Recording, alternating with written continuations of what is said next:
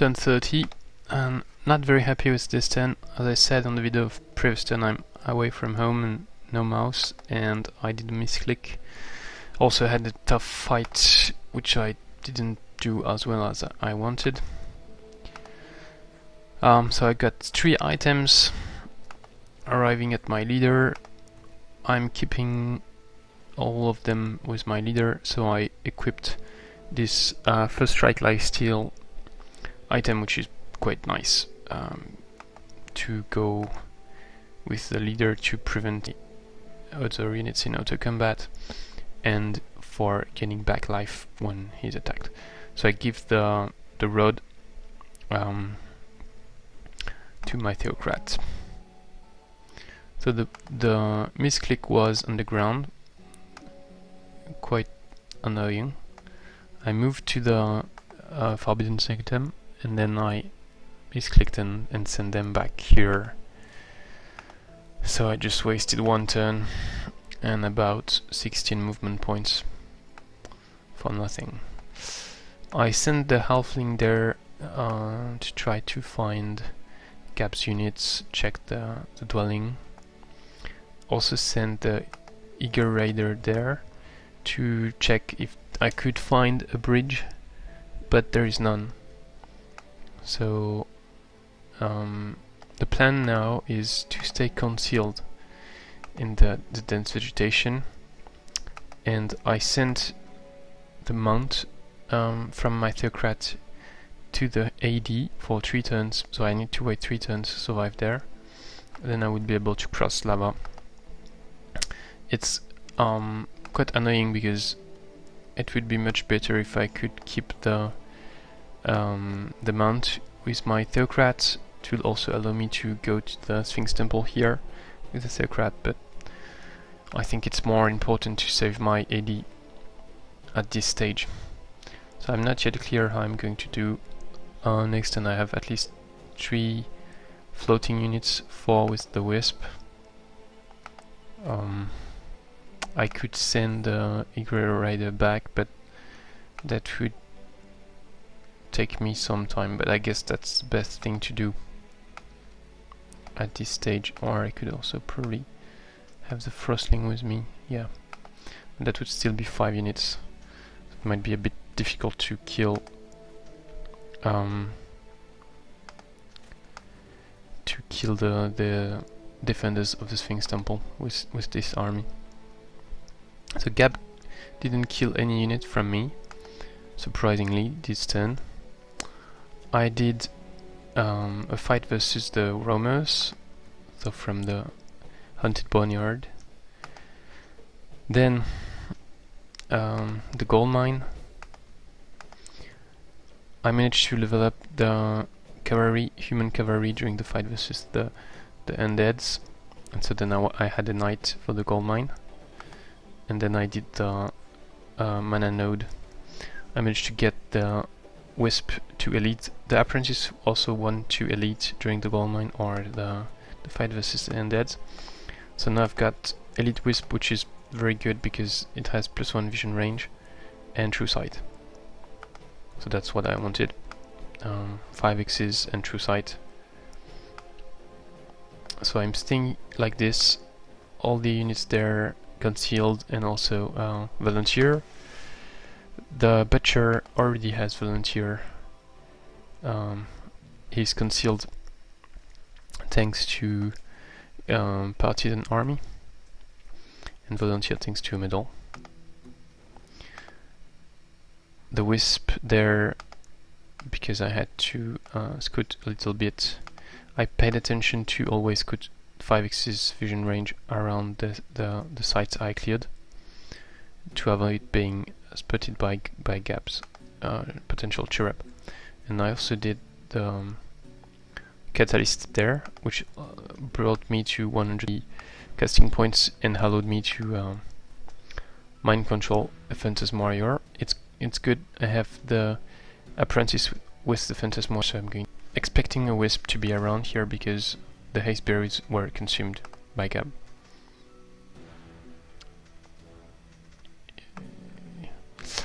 And yeah, I actually wasn't Was it me who did the haze berries last time? I'm going to check. No, I double check, and it wasn't me who took the haze berries. So there is two options. One is Gab took the haze berry with a cherub or another flying or floating unit, and then he's not in this area because I scouted, so he's in the south. Second option is he disbanded. He went toward the west to find me, and then he disbanded the unit, which is also quite likely. Then here, so I summoned an additional Phantasm Warrior and went for this very tough fight. I knew it would be very difficult because my two out of 3 Phantasm Warrior are severely injured. I've got a Watcher who can paralyze my AD. There is a Sphinx who can do a lot of damage also. The Phantasm Warrior are low on resistance, so they take a lot of damage from the Mystics. So it was, yeah, quite difficult fight. I started with 15 HP on this one and 30 on this one. But I thought it would be good to clear it because it brings me closer to School of Enchantment and stunning Inflict Stun on my support, and also it allows me to prevent Gab from getting plus 500 research, so that's good. So what I did was to heal at the beginning as much as possible. Heal the Phantasm Warrior, and then I hoped I could heal again some Ancestral Spirit with me because I will definitely need it, and it's 100 Spirit Protection, which removes 1 damage channel for the Mystics and make it immune to the Petrify from the Watcher. Then I sent one of the Phantasm Warrior, the one with full health, on the left. So that's the one I summoned thanks to the 120 casting points and the Catalyst. And the plan is that he will split the enemy units, so 3 on one side and 3 on the other side. And it worked well, especially it split the Sphinx, keep it far away from the rest of my troops. Then I knew, as I said, that I might be petrified, but so I took plus 20% Spirit Protection with my hero. I also took plus 5 HP, so I'm at 60% Spirit Protection. So I had only 20% chance of being petrified, and I got petrified. The chance of being petrified increased a bit due to the emulated -1 resistance. So quite pissed off by this, but that's not the end of the world because I can still heal with the regrowth, and I had counted that in, factored that in, that I might be petrified. And then I've got the Apprentice who can dispel it for 50% chance, and then 75% chance if it fails the first time. So as expected, the Phantasm Warrior are taking a lot of damage, even long range, even guarding from the Mystics. And then at this stage, so yeah, I cast Starblades on round 2 with my leader to open 3 damage channels and increase significantly the damage I can do, especially when flanking. So the first dispel at 50% chance fails. Then the main objective is as usual to take down enemy units one by one to reduce the damage output extra. So I go with the Ancestral Spirits behind the Mystic, and I'm lucky to get a critical. Otherwise, doing flanking is very good when you have multiple damage channels, because then you get the flanking bonus on all damage channel. You maximize the damage on all damage channels, so it's better to do that. And that's very good with a unit with 5 damage channels, like the Ancestral Spirit. So I just one-shot the Mystique. Then this one, I cannot kill it. So I just guard next to it. That's something you have to remember when you do Sphinx Temple. You can also check the other videos I made of Sphinx Temples. If you hit the Mystique, then if it's damaged, it's going to wear Panther, and then it's going to move away very fast with athletics and pounce on my hero, and I have big chances of dying, which I want to avoid. So I just go next to them, guard, and then they are going to move away, take an attack of opportunity, and attack with ranged, and that will be good. So last move is with this Phantasm Warrior. I could have retreated, but then these 3 units are going to move toward me and join the party with the other units, and I'm going to be in trouble. So instead I drain 1 action point from the Sphinx, and then my Phantasm Warrior is still not dead. So one out of 3 of these units is going to attack me to kill me, and that keeps 1 unit busy. The Sphinx cannot reach me, and the last one can still move toward me, but that's pretty good. So I sacrifice 1 Phantasm Warrior to do that. And it's better to sacrifice 1 unit rather than lose all your units. Yeah, I'm dead. Then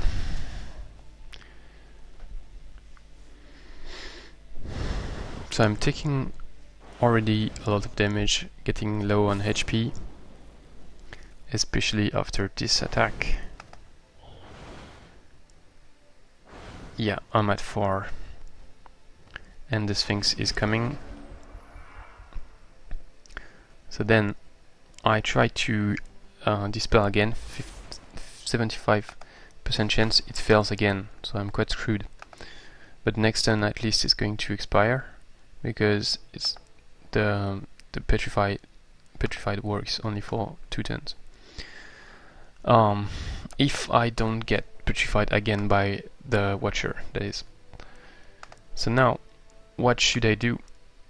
I've got 3 units to move, 2 are very low on HP, probably going to die next turn. The Phantasm Warrior is the Ancestral Spirit is much stronger, but only 4x movement range, so I can kill only the Mystique. So what I did was to heal this guy with Harmonizing Energy for 40 CP, retreat, kill the Mystique, and then just guard with the last Phantasm Warrior. So I'm sacrificing another Phantasm Warrior. Then I didn't... Oh yeah, okay. So that was good, because you could have done the Sun Disk there, but it doesn't. This time 18% chance of success, because I don't have the immolated, and I'm not petrified, so that's good. So one of my primary targets is the Watcher. The best to attack the Watcher is the Phantasm Warrior, because it takes only physical and blight damage, no spirit damage. Also, the physical damage are severely reduced because he leveled up, so he has 80% physical protection thanks to the medal. So I'm really taking low damage, whereas if I attack with a Phantasm Warrior, I'm going to take a lot of damage from the Watcher. Then this Phantasm Warrior can just attack the Sphinx, who is doing only physical damage, and I've got 60% physical protection because it's an incorporeal. And yeah, so then the aim is to kill the Sphinx. I wasn't very sure if I could do it with these 3 units. So first I used the Apprentice. Then I could have done something differently, but I wasn't sure if I would be able to kill it, because that would depend on the roll from the Phantasm Warrior. So I went first for the Phantasm Warrior attacking to drain the action points to 1, and then attack with the hero. That way I'm sure the Sphinx cannot move that much. But actually, I should probably have moved first in his back, use throw Sun Spear, and then finish it with the Phantasm Warrior. Because here it takes 6 plus 6, 12 HP, which is maybe too much. Then I use Nourishing Meal on the hero to be really sure I'm going to survive. Yeah, I guess it wouldn't have changed much actually, because I'm taking 16 plus 10, 26, and I would have taken some more from this one. Yeah, so now I'm finishing the Watcher with my crazy damage. Then I go heal the Ancestral Spirit. I could have healed last turn. I could have healed the Phantasm Warrior, but I thought it would make more sense to use the Apprentice to attack the Sphinx and do about 15 or more damage to it. So it was good to heal the Ancestral Spirit here, otherwise it would be dead. I just guarded versus the Mystic for the same reason as before, because otherwise she would transform into Dire Panther, so I played it cautious here. I lost 3 Phantasm Warrior, so that's 240 mana. I also used 20 mana for the Ancestral Spirit, as well as 40 mana for Harmonizing Energy and 10 mana for Starblades. So that's a total of 310 mana, which is a lot, really a lot. I don't have that much to waste, so I'm quite unhappy with this battle. But at least my 2 most important units survived, so the Apprentice and the AD.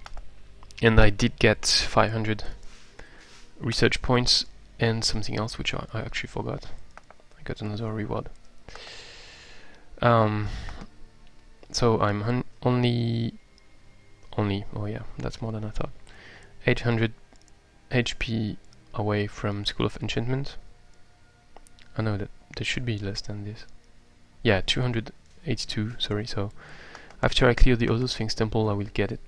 And then I get stunning on my support, which is really, really important, much more than fantastic creature. So that's why before doing the Sphinx Temple, I switched 7 fantastic creature to School of Enchantment to put all the research points reward on it. So here I keep retreating with the Serpent and having a look at the shrine, and maybe further west with the boar. My 2 wanderers took the shrine, so now they're concealed on Arctic. I'm going to check the watchtower, and here the Ice Queen tries to escape, so she's moving on water on the edge of the map. Actually should have moved there, I thought I couldn't. I've got the quest proposal, which I should accept, I think. If I can get a lot of deep, that would be great. Probably going to be difficult to complete this quest, but never know. So this time I accepted, although before I didn't, because now I think it's possible for me to reach that location. Might also let Gab think I'm going to head toward here, so because actually my plan is to go north first. Yeah, we'll see. So he still hasn't cleared the different sites I'm checking regularly, so these 2 ancient ruins, the Forbidden Sanctum, these sites, these two sites. Looks like he's moving northwest, and that's an area I didn't explore. And I'm not clear where his leader is. Thanks for watching, and see you next time.